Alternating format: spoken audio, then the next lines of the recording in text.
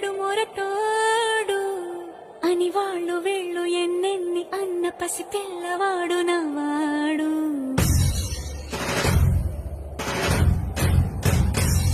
విడు ముండోడు అని ఊరు వాడ అనుకున్న గాని మహారాజు నాకు నవ్వాడు.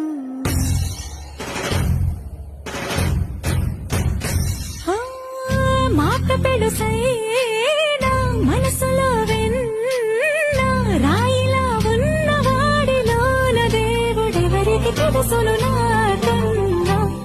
సూసేకి అగ్గిరవ్వ మాదిరే ఉంటా